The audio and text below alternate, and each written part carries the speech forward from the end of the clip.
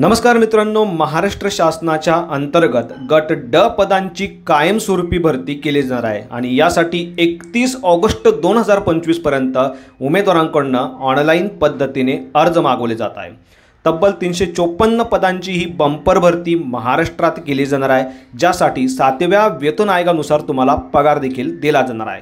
तुम्ही 10वी असाल, 12वी असाल, तुमचं वय 18 ते 38च्या दरम्यान असेल, तुम्ही या पदांसाठी ॲप्लिकेशन करू शकणार आहात।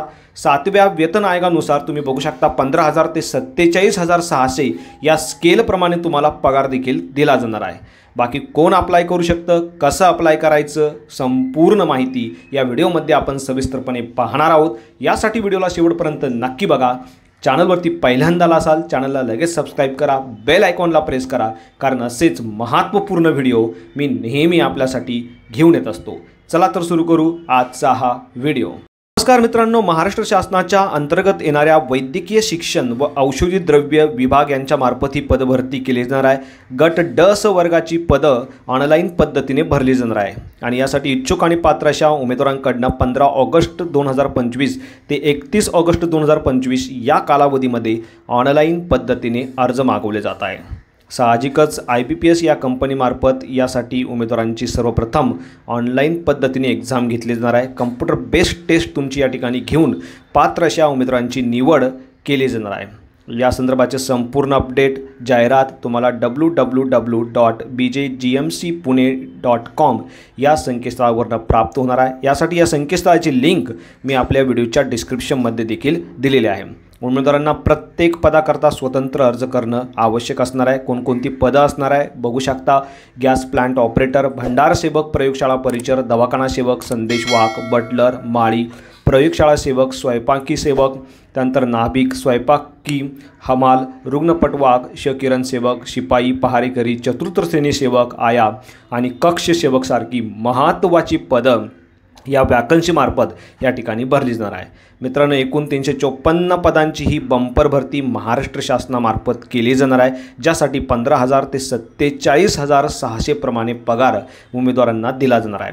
7व्या वेतन आयोगानुसार हा पगार असणार आहे। बाकी प्रत्येक पदासाठी किती वॅकन्सी असणार आहे त्याचे डिटेल देखील तुम्हाला या ठिकाणी बघायला मिळणार आहे। मित्रांनो, या संदर्भाच्या संपूर्ण सूचना वेळोवेळी तुम्हाला दिलेल्या संकेतस्थळावरून प्राप्त होणार आहे। यासाठी या संकेतस्थळाला वेळोवेळी व्हिजिट करणं आवश्यक असणार आहे। या पदांकरता ॲप्लिकेशन करण्यासाठी तुम्ही महाराष्ट्राचं रहिवासी असल्याचं प्रमाणपत्र तुम्हाला डॉक्युमेंट व्हेरिफिकेशनच्या वेळेत देखील सबमिट करायचं आहे। आता शैक्षणिक अर्हता तुम्ही बघू शकता। कमीत कमी माध्यमिक शालांत परीक्षा कोणत्याही मान्यताप्राप्त बोर्डातून तुमची 10वी उत्तीर्ण असणं आवश्यक असणार आहे। या व्यतिरिक्त काही जे पद आहे, जसे नाभिक हे पद आहे, या पदाकरता केश कर्तनालयाचं प्रमाणपत्र तुमच्याकडे असणं आवश्यक असणार आहे। त्या संदर्भाचा ITI तुम्ही केलेला असेल, तुम्ही या पदाकरता ॲप्लिकेशन करू शकता। सहाय्यक स्वयंपाकी या पदाकरता 1 वर्षाचं तुमच्याकडे अनुभव असल्याचं प्रमाणपत्र देखील तुम्हाला जमा करायचं आहे। त्यानंतर प्रयोगशाळा परिचर, क्षकिरण सेवक, प्रयोगशाळा सेवक या पदांकरता SSC तुमची विज्ञान विषयातनं असणं आवश्यक असणार आहे। म्हणजे सायन्समधनं तुम्ही SSC केलेले आहे, तुम्ही या पदाकरता ॲप्लिकेशन करू शकता। माळी या पदाकरता देखील बघू शकता SSC आणि कृषी शाळेचा माळी म्हणजेच फलोत्पादन हा अभ्यासक्रम पूर्ण असणं आवश्यक असणार आहे। त्यानंतर क्षकिरण सेवक या पदाकरता देखील तुमची SSC उत्तीर्ण असणं आवश्यक असणार आहे। या सर्व पदांकरता मात्र मराठी भाषेचं ज्ञान उमेदवारांकडे असणं आवश्यक असणार आहे। पात्रता बघू शकता, तुम्ही भारताचा नागरिक असणं सर्वप्रथम आवश्यक असणार आहे। प्रत्येक पदाकरता किती पगार असणार आहे, किती जागा असणार आहे, त्यानंतर तुमची पोस्टिंग म्हणजे जॉईनिंग कुठे केली जाणार आहे ते देखील तुम्ही बघू शकता। प्रत्येक पदाकरता काय शिक्षण तुमचं असणं आवश्यक असणार आहे ते देखील बघू शकता। कमीत कमी 10वी मात्र तुमची उत्तीर्ण असणं या प्रत्येक पदाकरता आवश्यक असणार आहे। यामध्ये तुम्ही बघू शकता, खुल्या प्रवर्गासाठी तुमचं वय 18 ते 38च्या दरम्यान असणं आवश्यक असणार आहे। तर मागासवर्गीय उमेदवार 43 वर्षापर्यंत ॲप्लिकेशन करू शकता। या व्यतिरिक्त पदवीधारक, अंशकालीन उमेदवार, स्वतंत्र सैनिक, खेळाडू उमेदवार, दिव्यांग उमेदवारांसाठी देखील वयाची विशेष तरतूद या ठिकाणी करण्यात आलेली आहे। त्याचे देखील डिटेल्स तुम्हाला या टेबलमध्ये बघायला मिळणार आहे। त्यानंतर खाली मित्रांनो तुम्ही बघू शकता परीक्षेचं स्वरूप कसं असणार आहे। गट ड स वर्गाचे ही जे पदं भरली जाणार आहे, यासाठी 100 प्रश्नांची तुमची एक्झाम या ठिकाणी घेतली जाणार आहे। त्यासाठी 200 गुण असणार आहे, म्हणजे प्रत्येक प्रश्नासाठी 2 गुण या ठिकाणी दिला जाणार आहे। 4 वेगवेगळ्या विषयावरती प्रश्न तुम्हाला विचारले जाणार आहे। यामध्ये मराठी, इंग्रजी, सामान्य ज्ञान आणि बौद्धिक चाचणी किंवा अंकगणित या विषयांचा समावेश होतो। 2 तास म्हणजे 120 मिनिटाचा अवधी तुम्हाला या एक्झामसाठी दिला जाणार आहे। कम्प्युटर बेस्ड टेस्ट तुमची या एक्झाम जी आहे तुमची या ठिकाणी घेतली जाणार आहे। बहुपर्यायी स्वरूपाचे असे प्रश्न तुम्हाला या पदांसाठी विचारले जाणार आहे। मात्र या परीक्षेचा जो दर्जा आहे तो 10वीच्या लेवलचा तुमचा असणार आहे, हे देखील तुम्हाला लक्षात ठेवायचं आहे। बाकी संपूर्ण सूचना तुम्ही वागू शकता।